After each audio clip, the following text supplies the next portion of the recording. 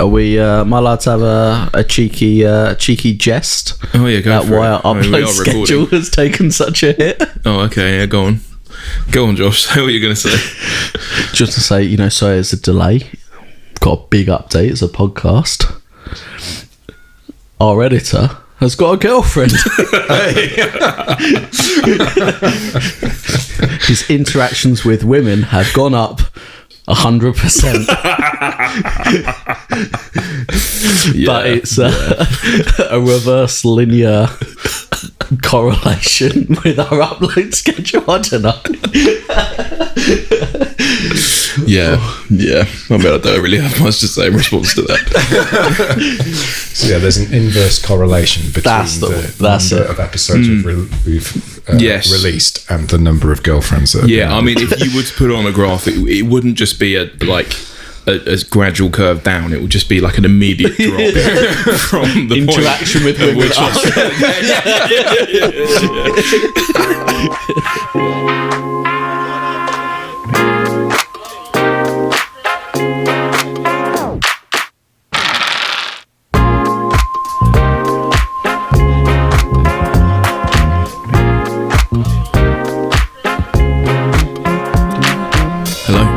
Josh. I'm Josh. And I'm not Josh. And together we are Joshing Around in Air. We're back, baby. We remembered our lines so far. I think I normally say but, and this time I went for and that wasn't a conscious choice. Right, that's it. Run it again. No, it is good to be back. It's been a little minute, but we are here once again. What we were chatting about today, we got some points updates, well, some rules changes to Army lists, which are very exciting. Josh has got an announcement about his mead again, and then Sam's got some opinions about the abomination, and we'll go from there, And Aaron, I am coming for you. Just for some context, for anyone who doesn't know who Aaron is or what this was, although you should know who Aaron is. Yeah, because both of our listeners know him personally. Exactly. Yeah. They're best mates. Aaron's not a big fan of the abomination. Right, guys, what we drinking? Well, true to form, I saw that this was reduced in co-op, and therefore chose to get it because it's a tropical haze IPA, and I happen to know that Josh is a fan of things with tropical flavours and is a fan of a fruity beer.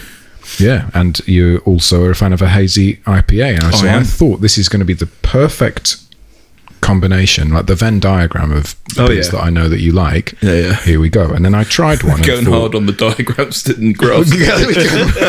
But the first one wasn't recorded, was it? No, it was recorded. Oh, it was? Right, okay, good. Yeah. Probably released at the beginning of the podcast. I think we need to release an appendix with this episode.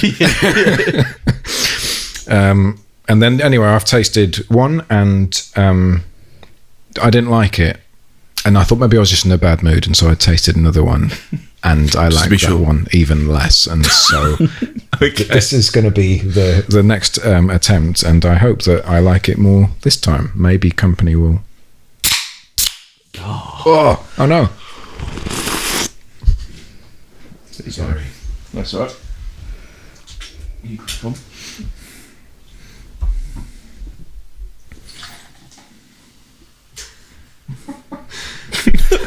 Sorry, could I get some beer with my head, please, mate? Look at that, both of us. Right, it's not just me. Look at the state of that. I mean, I feel like you two are not a competent sample size for what a good beer pour should be.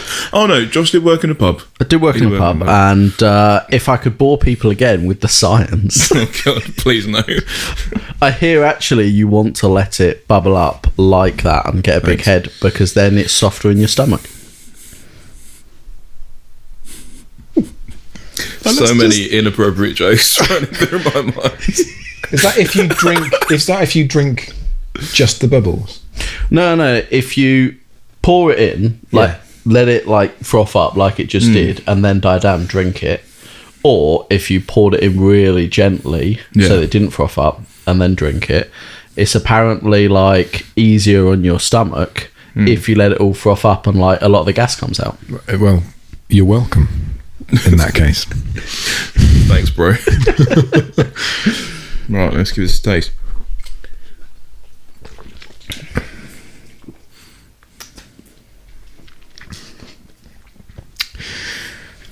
Well, at least it's nice and cold, right? That's why I chilled it down. You will never see a good beer that says extra cold. I really like that. Yep. Actually, I think it's great. You know what? I think what I look for in my beer, I also look for in my coffee. Because as Josh knows from now living with me, is that I do like an acidic coffee. A little bit acidic, a little bit fruity. And the fact that this beer is fruity, I'm definitely enjoying that flavour profile. so do you know, if you were to wow, that is early to make a mistake like that, isn't it? If you were to serve me a coffee that had exactly this flavour profile, I would say, what a delicious coffee this is. Right, okay. But because it's a beer, you just don't enjoy it. It's like it's pretending to be a cider, but has got no real sweetness to it. I was about to say what would happen if you like did a 50-50 coffee and IPA, but then I guess you just get a rubbish stout. Yeah, well, there we go. That's a future episode. Actually. I'm more with Josh here. You like it? Oh, I mean, he's almost finished it. Yeah, I wouldn't say it's my favourite beer, but I like it more than I dislike it. I'd give it like maybe a 6 out of 10. It's the right side of positive. Oh, we should start doing ratings for our drinks, shouldn't we? Well, we're going to have to redo it from the beginning. That's it. We're going to have to drink all of those drinks again, and it'll just be one episode. So I think, what's the name of the scientific experiment that is purely through experimentation and there's no theory? It's just like, this is what I see and therefore I experience it. No. Plato? Anyway. I don't know. So based on the evidence, I've already had 2 I play of these. Conquest, I don't know. I'm going to have this Something like one. So that's really... It doesn't pour well, does it? It does not pour well. So yeah, I will not be getting this one again. But I'm going to drink it anyway. Yeah, I'd get it again. Look, listen. 7.5. I'm really enjoying it. Wow. Yep. But Sam, I couldn't drink what you drink. You like the kind of more bitters kind of old drinks, man right? beer. Yeah, old man beers. Old man beer, yeah. There you go. Yeah. Okay, there we go then. Come on, the podcast to be called an old man. Well, I mean, for a short time only, we get to say that we're in our 20s and Oh, yeah. Sam's in his 40s. Yeah, gosh. Yeah, there you go. We're soon to exit those. We're soon to exit those Josh. 20s. I think some more than others, if you know what I'm saying. Right, let's do a listener question. This is from our good friend Matthew Beer. Yes. I'm from Cornwall. He says, "Hi guys. Firstly, thank you to Not Josh for the awesome head scratcher of a game at LGT. So well done, Sam. Yeah, it was a lot of fun. I just listened to the latest episode, and the quiz. I don't know what the latest episode was. Probably last year. Yeah, 18 months ago. The quiz is a great idea. Can't remember what quiz that is. Please. Oh, is that for the starting community thing? It was meant to be people send in quiz questions and then we have it as a drinking contest, and we haven't had that in. Oh, okay. Well, there you go. Just listen to the latest episode. The quiz is such a great idea. Please make sure the shots are grappa and the questions are obscure. Love it. Oh, good old grappa. Have we still got some of that left? It's been in my fridge for about 4 or 5 months now, so it needs to get finished at some point. I'm sure it will. My question for you all: if you could move a character into another faction, who would it be and why? In brackets, he's put, "I'd love to see the fallen divinity in the 100 Kingdoms, just to watch her aura kill them all at tier 3. Great. Keep up the great work. Your number 1 fan." Flipping heck, Matt, you are. Are you claiming this spot as the number 1 fan? I mean, no one else has done it yet. No, there's no competition for that spot. So there you go. Fair enough. Guys, Matt's on top. There you go. So yeah, guys, if you could put anyone into any character into another faction, what would you do? And why?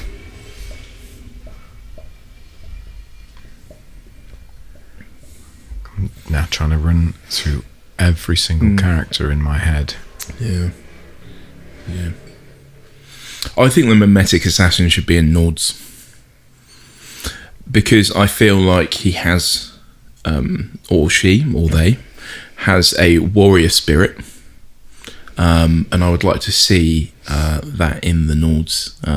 I feel that is a very Viking, very Nordic thing, and I feel like I can imagine the mimetic assassin, you know, after a long hard battle, clashing some beer jugs with the warriors in, I don't know, Valhalla or wherever it is, you know, enjoying themselves. Yeah, there's a good sort of Loki feel to the mimetic assassin.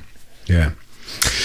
I would then repay that favour, but I would just think it's amusing to bring the blooded into the spires, because I'd like to see the blooded in a big block of force-grown drones just losing his temper.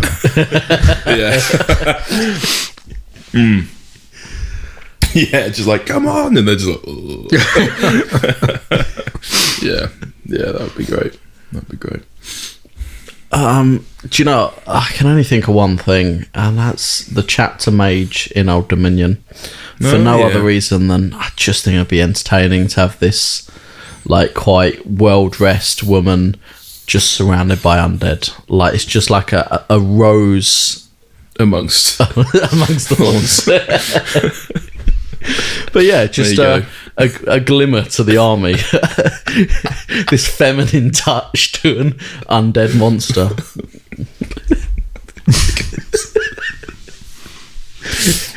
Great. There's something wrong with me, so move us on quickly. No, I love it. I just, doing the Hyrule Deaconess as Buximus, the chapter mage, so yeah. Oh man, that sculpt is mad. I mean, it is crazy. The Hyrule sculpt is a bit like, was it Victorian times where they wore those like dresses, you know, the like metal bit that like came off the waist and made the dress look really pumped out? Is this just me here, or is anyone else? Yeah, so actually the top half of the chapter mage with the bottom half of the Hyrule, that is like every 90s costume drama, isn't it? But yeah, that chapter mage, I do remember single Josh spending quite a long time painting. Hang on, I will not have that slander thrown against me. I'm not painting it, okay? How dare you? How dare you? He bought a magnifying glass just to get the detail. Horrific. Oh man. Yeah. And therefore it shall remain unpainted. Wasn't there a similar problem with the Fallen Divinity, with the amount of attention that had been put to that until the cloak is draped over the top? So the Fallen Divinity actually has nipples. Like, they've put them on the model, even though they are then hidden by the head garment that goes down and over them. I don't think that's true. I think Josh painted it in sub-assemblies and painted on the nipples. You flipping weirdo. Carved them out of the resin. Made them out of green layered stuff. on super glue, drying each level. It must be anatomically correct.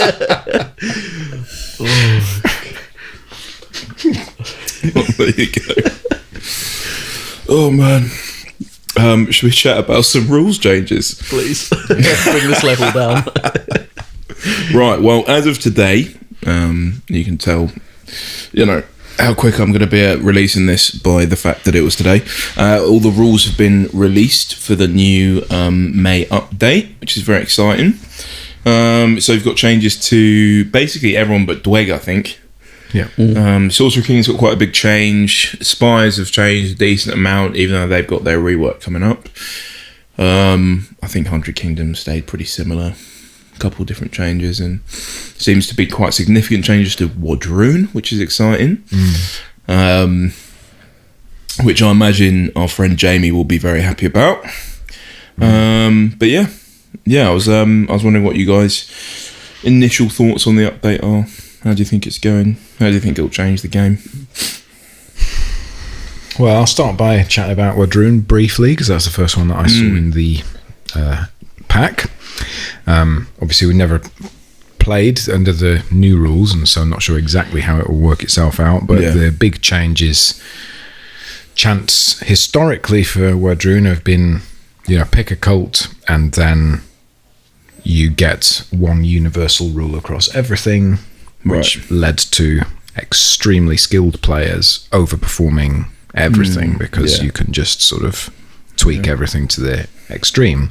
And the latest update gives every unit a unique chant for that unit, and so that makes everything feel extremely thematic. And so the particular example that we were looking at before is the Drum Beast, which had a little bit of an odd place in the army.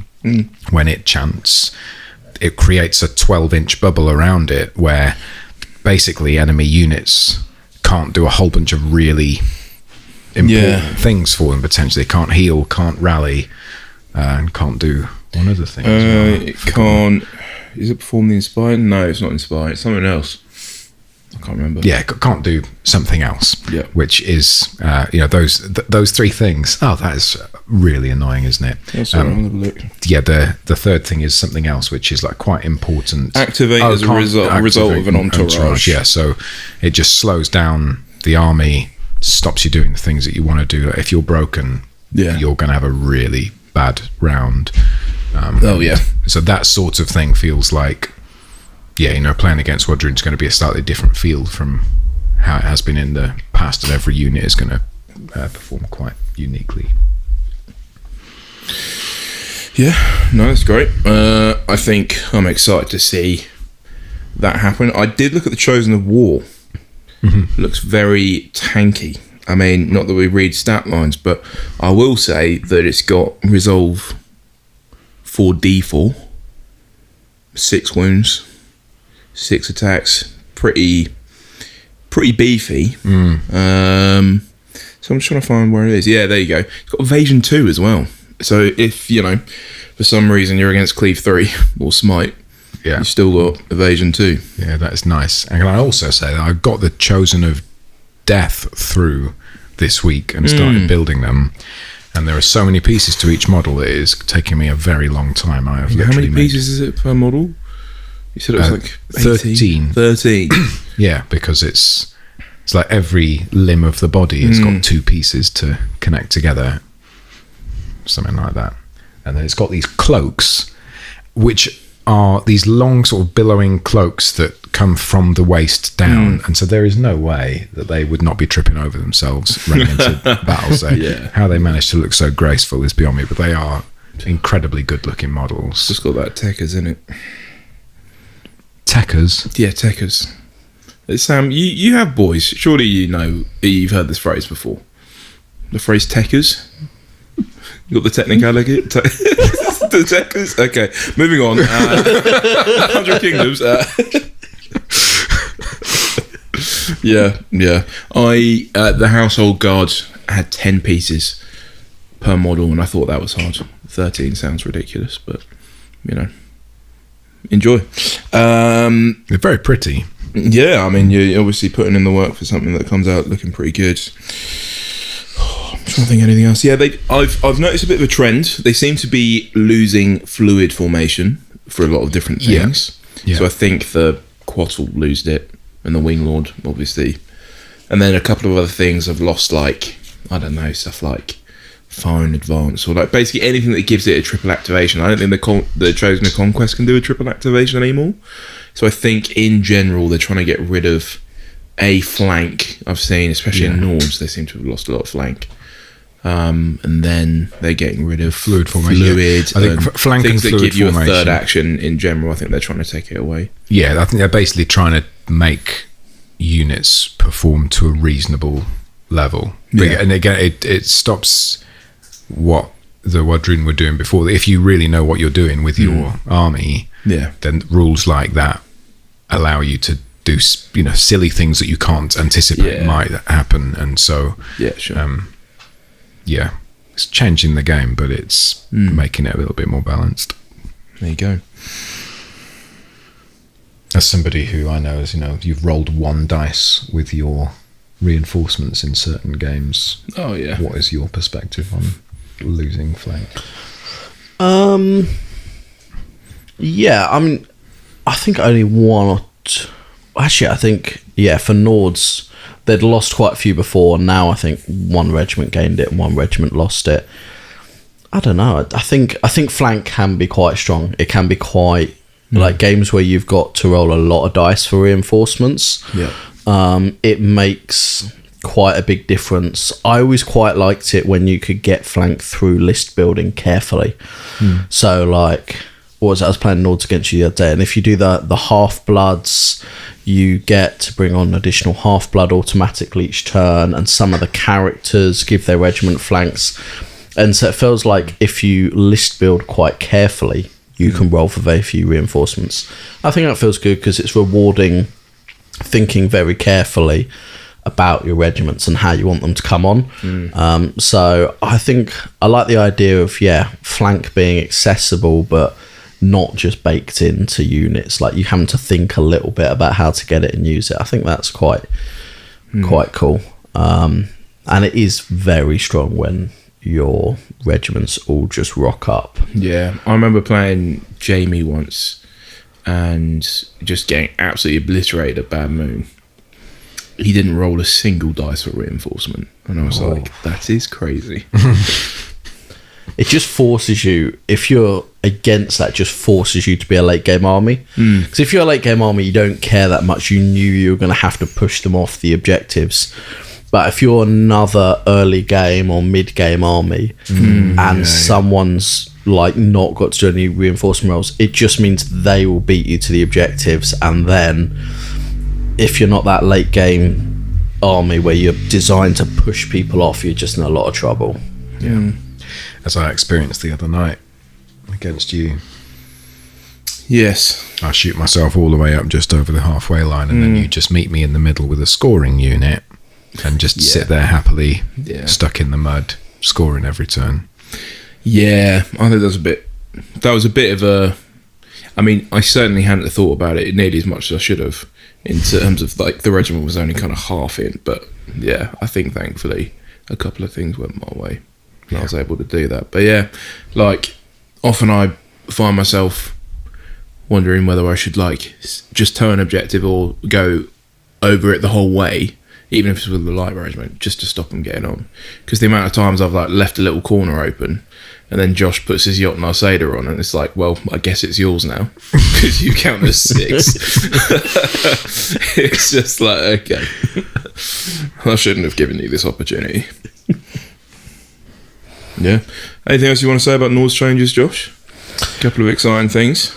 Yeah, Nord's changes seem good. They have like slightly reduced the Lord Varga's abilities and then given some of that love to the blooded instead, which I think seems great. I wasn't seeing many blooded lists, and so that getting a little bit of love I think is really cool. Nice. And they've made the trolls and the Ugir a little bit stronger, which I think is really nice. 'Cause I think they were just on the edge of playable, right? But I think this makes them really strong now, and so that might encourage a few people to run those lists that weren't even being run at all. Right. Yeah, and some other cool stuff. Bow Chosen, Steel Chosen have both got a bit cheaper. Bow Chosen are in a few more war bands now, so I think you might see them played a bit more because now the Jarl or the Kuningir can run them, which is cool. And finally, the biggest one, Mountain Jotnars are a medium, which is pretty sweet. Why? I mean, I don't think it makes a huge difference for anyone other than Jotnar lists. Yeah. Because like, I don't know, a Mountain Yonner is really good, but especially with some of the changes they've made to Ugir and Trolls and the other stuff, it's a lot of competition in medium for like some strong units. And yeah, I think it's got a lot of competition. But for your mountain, for your Jotnar heavy list, mountains meaning you haven't got to roll so many dice on turn 3. And just means you can get up and get a bit of board presence a bit earlier. Is really, really nice. So I think that's gonna make that list a little bit stronger, which it probably didn't need, but that's great. Yeah. I mean, the fact that you now actually don't just roll all heavies, it's like, oh no, you do roll for some mediums now. Yeah, and I had a couple of games. I had one game I failed every single roll, so I had 7 heavies and 1 came on turn 3. That sucks. I had one. In that instance, it's going to be the Mountain Jotnar that you leave behind, and so it's going to end up sort of just appearing at some point where it isn't going to be adding that much. I'm not sure I've had a single game where I haven't had to auto on at least 1 heavy turn 5. And it is without fail always been a Mountain Jotnar. So it's pretty cool. That won't be the case anymore. And yeah, hopefully you might see 1 turn 2, but you might see a couple more turn 4, which should be very nice. Yeah. Jotnar Seder as well. A little bit of change to the weapons. Oh yeah. So I guess applies to the City-States one as well, the Promethean Oracle. Yeah, so what was it? So there, one weapon gives you unyielding, and the other one before just meant you could basically one-hit objectives. Now that one also gives you cleave, which I actually think us and Just Get today could make me possibly use it a bit more. I think now that they've made the model count for 6, unyielding matters a whole lot less. There's not that many scenarios I've been in where they've had more than 6 stands on there and unyieldings factored in. So actually, I think the other weapon, might be the axe now might get run a bit more because the extra cleave's a nice little bonus. And one hit in objective zones is pretty cool. You know, if you could charge, kill it on impact, and then keep marching forward, that's quite a nice turn. Yeah. There you go. I will mention about 100 Kingdoms. Not much has changed. It's changed too much. I think a few of the weapons got cheaper, which is nice. So I think standard of steel going down 10 points to 40 points is quite nice. So I'll be able to get some dread on for cheaper. What else have we got? So Armour of Dominion probably feels like one of the biggest changes. Normally it was a stand-by-stand basis. So if your character had Armour of Dominion, whatever enemy stands were touching that stand, so either corner to corner or face on, that those stands specifically would lose the cleave and smite special rules. Now the wording's changed to say that the regiment this character is attached to does not suffer penalties to its defense characteristic as a result of cleave, armor piercing, and smite special rules. So basically what happens is now if you shoot me, you don't get your AP. If you've got, 6 stands of, I don't know, what's got cleave. I'm trying to think of something that's got Thunder cleave. Riders. Yeah, great. You got 6 stands of Thunder Riders. Well, no, I think their brutal impact would still count. I don't think they've got cleave, but anyway, you got 6 stands of something with cleave in, but I just can't think of right now. I'm trying to think of infantry. It basically just doesn't matter because you ignore it. There you go, trolls. You just ignore all of the cleave rather than just the 3 stands that are in contact with the Imperial Officer or the Chapter Mage, whatever you brought. So the points the same, or if they made it cost more? Points are the same. Horrible. Infantry only though. It has been infantry only for a few updates, but yeah. So you put that on your block of household guards. That's quite nice because they're only D3, so you really don't want to be getting any cleave from them. They have changed the Archangel a little bit, so the aspect of the Avenger, which is the one with the sword, is now getting a buff where instead the charger action that automatically happens is range 14 inches. I think it might have been 12 before. And now it's going to be 8 guaranteed smite hits rather than 7. I will probably still keep running the other one. I think D4 is pretty good. Plus, I've already built it now, so I'm not gonna change it. But I think that still looks probably slightly more appealing to me still. But I'm sure it might change some people's opinions, which is cool. A lot of stuff has gone down, like 10 points, like Crusaders, Mount of Squires. Crimson Tower went down. Sicarii now are on a 5 attacks rather than 4, which I think makes sense. So now they've got a bit of distinction between like them and, I don't know, Crusaders or whatever, or Household Guard. I think they've also changed. The other big change I think really is, there's 2 actually that I want to point out. Household Knights. It's actually the only nerf that we've got is them going up 10 points to 170, which I think, I mean, seeing the look on both of your faces right now seems fair enough. The Lord. Yeah, that needed to happen. To happen. D4 re-rolling 6s on your defense. I mean, it was just like, they just don't die. So I think it's fair enough. I think it will suck if you're running them with a feudal character that's not the warlord, because then you're not getting your reroll 6s, but which is where I think a decent amount of their value comes from, and just absorbing buffs from other things, like Indomitable or the flurry on the command stand with orders, whatever, you can layer those on. I think Household Knights is really one of those units that wants to receive that, so I think if you're playing them with a Mountain Noble Lord as the warlord. So that's fair enough. And then one I'm actually most excited about is Steel Legion. They've gained Hardened 1, which I think makes loads of sense, because they're big boys in a big suit of armour, and they just seem to die. And it's just like, why? Why are they dying? Yeah, fair enough, actually. But yeah, so they're now slow, a little bit tanky, which is nice. And I think, sorry, just adjusting my mic here. I think it is well deserved. So yeah, that's 100 Kingdoms changes, really. Not loads more to speak on. Sam, why don't you tell us a little bit about your beloved spies? Yeah, so they've kind of described this as, we just buffed them a little bit because we know that we're doing a rework soon, and spies haven't received any love really for years. You know, they've just sat exactly at the same level, and they're performing not as well as other factions, which I just put down to my skill. But no, now I have a reason to explain.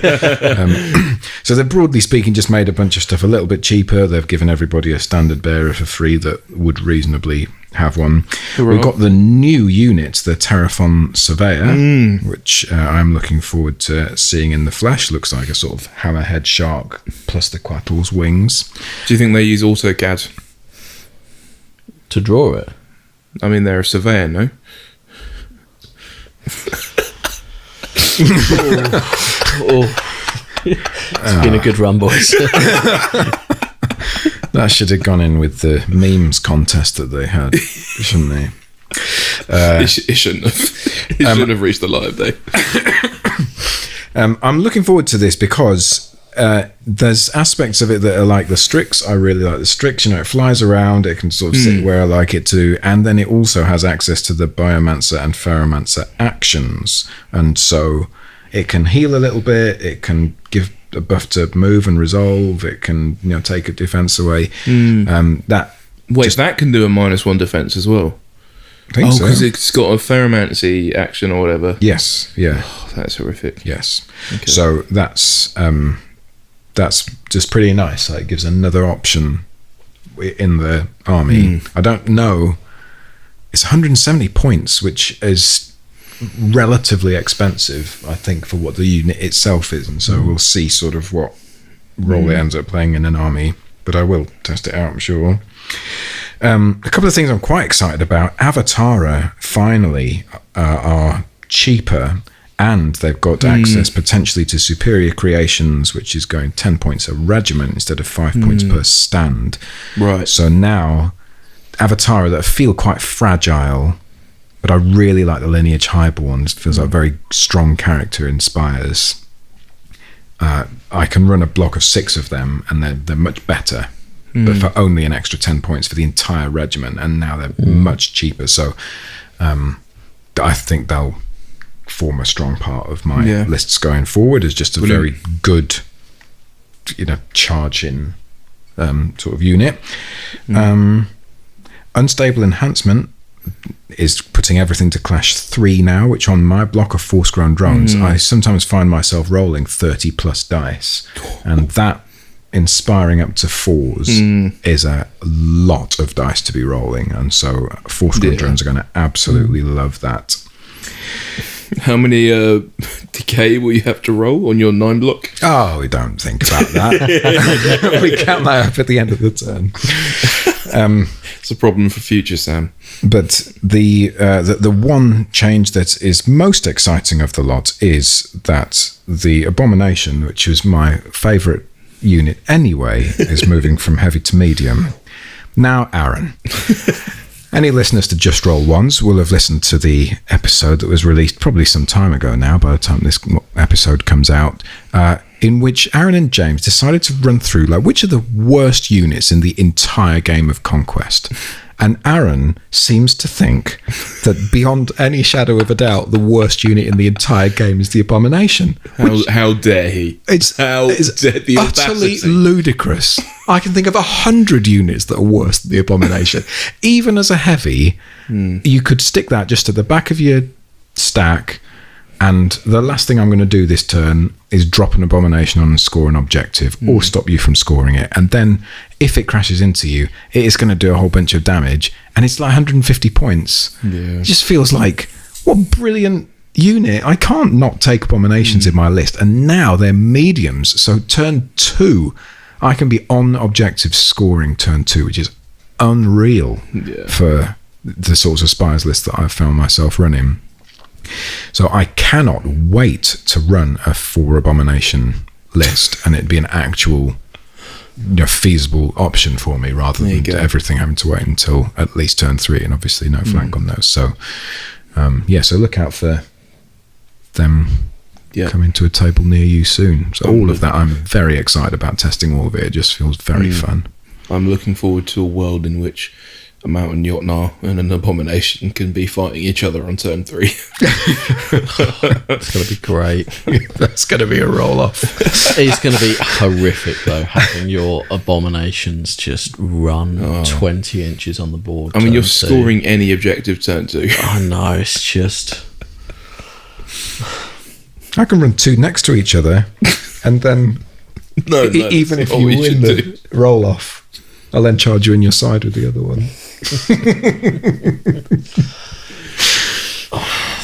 Well, there you go. Abomination's coming to a table near you soon, on turn 2.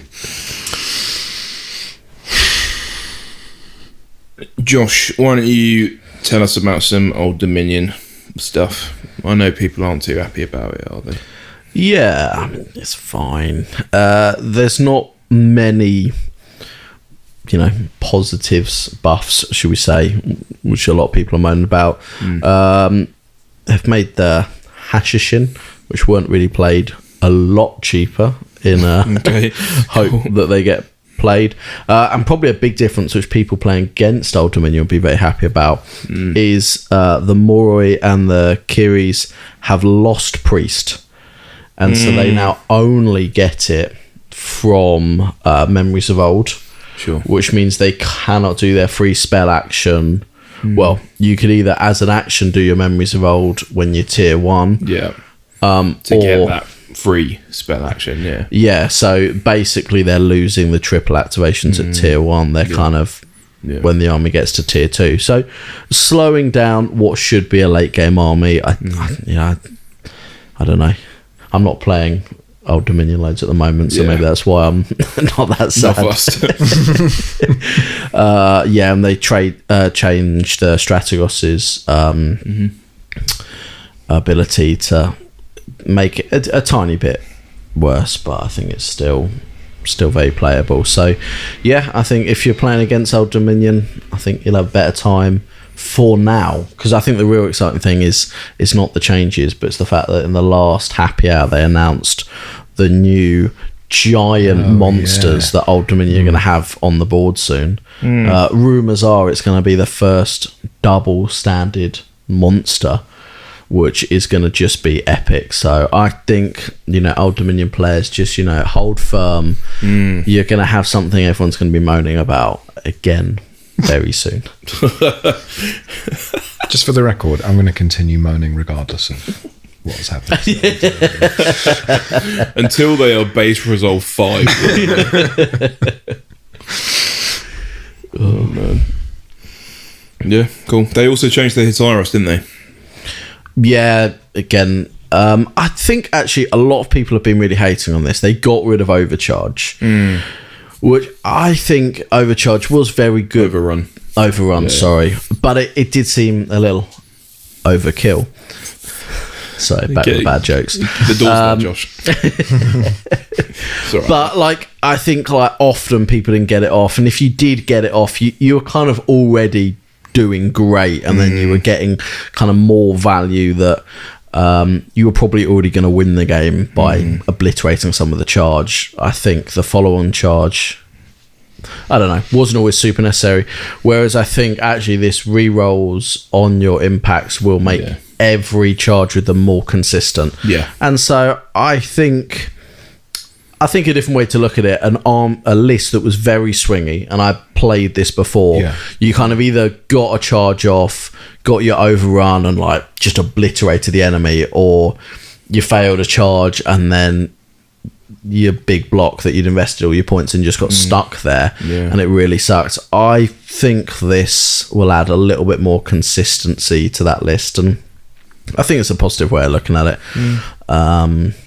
Yeah, I was once playing against somebody who was trying to play with the overrun rule, and I survived the first hit and then was starting to heal back, and he wasn't getting enough damage done on the clash, or was anticipating he wasn't going to, and so decided to combat withdraw so that next turn he could turn around and charge into me, knowing he would kill me a second time to get the second charge off. And I ended up somehow killing the thing I was in contact with and then charging him in the back. So in order to use the ability, he basically handed me the game. And that is a painful thing to do to yourself, isn't it? And so I think this does at least make it a really threatening charging unit. Yeah, more consistent. I mean, I would kill to have rerolls on impacts on my Crimson Tower. Do you know what I mean? For 10 points as well. It's 10 points. I get it's worse than overrun for 20 points. When it works, yeah. When it works. But actually, I think for 10 points, re-rolling all your failed hit rolls and impact attack seems excellent. And they've actually said this in the patch log.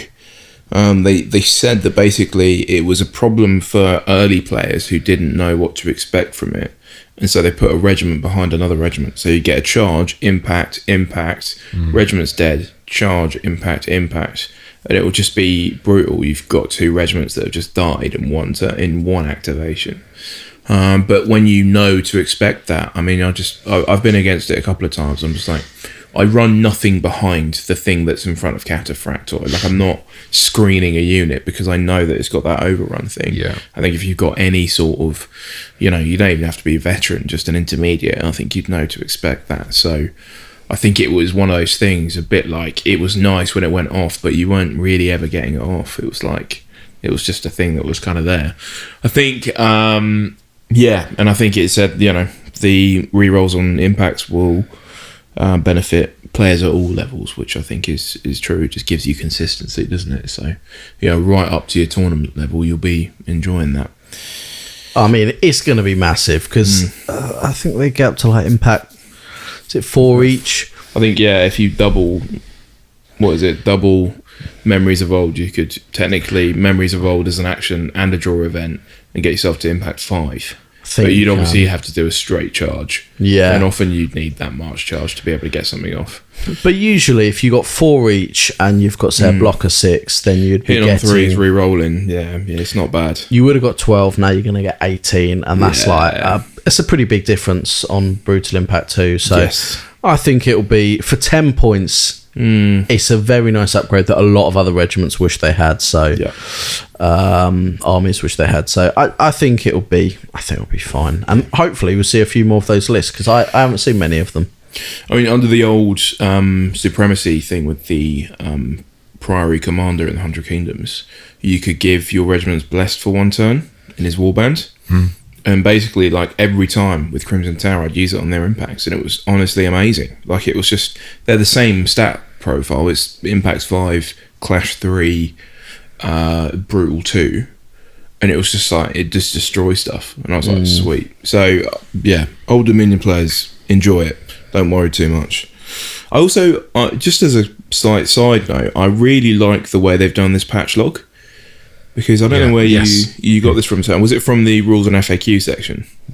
Or was it just released as a...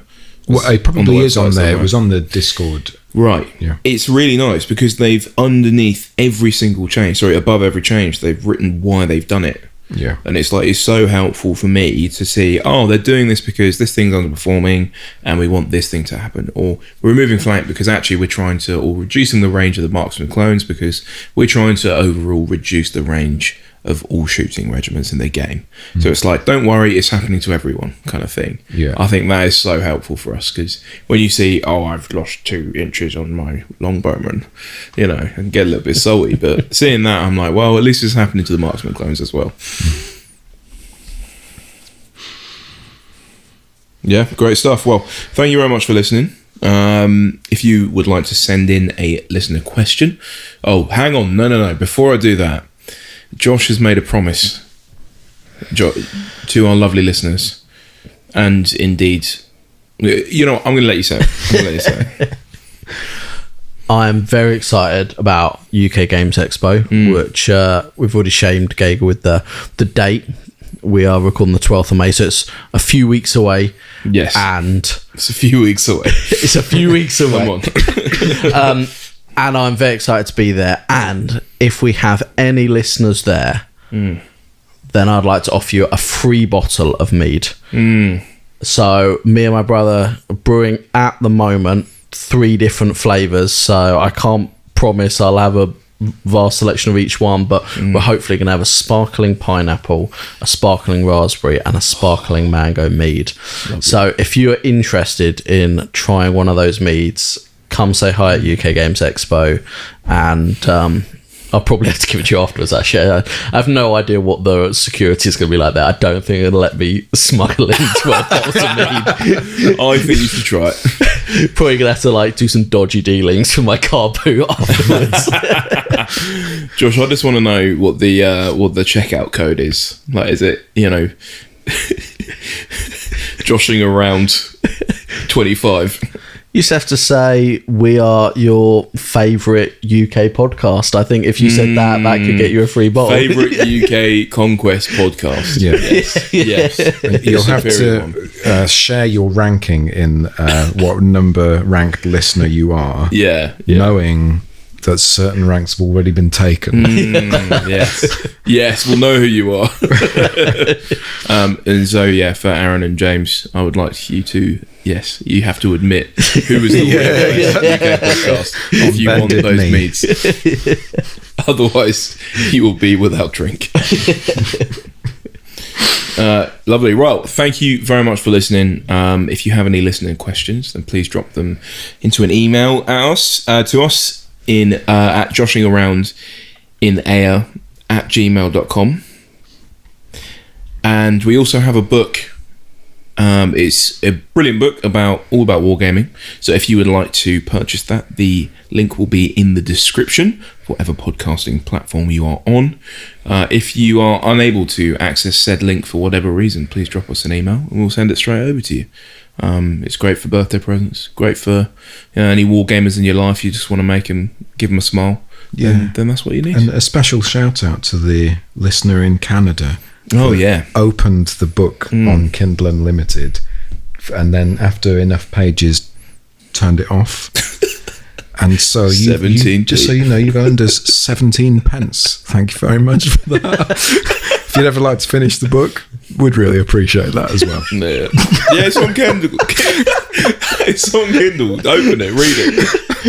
Even if you don't look and just idly flick through the pages, you know, we'll take it. In the 90s, there was this really popular little toy that would stand on 2 legs, and it'd have a bit of liquid in the bottom, and it would, like, this emu would, like, tip down and pretend to drink and then flip back up and then just tip down. If you just set your Kindle up in the right place with one of those, just let it just sit there tapping through the pages while you go to sleep or something. Also, what would you have to put on the end of it to activate the touchscreen? Someone's finger. Oh, you need a human finger. Yeah, so you just strap your finger to that overnight, allow yourself to sleep. No, just get an Apple Pencil. Apple Pencil? Yeah. So go out and spend hundreds of pounds on an Apple Pencil to then earn us another 17 Yeah. Oh, there you go. Right, and on that lovely note, I will end it there. Thank you so much for listening, and goodbye. So bye.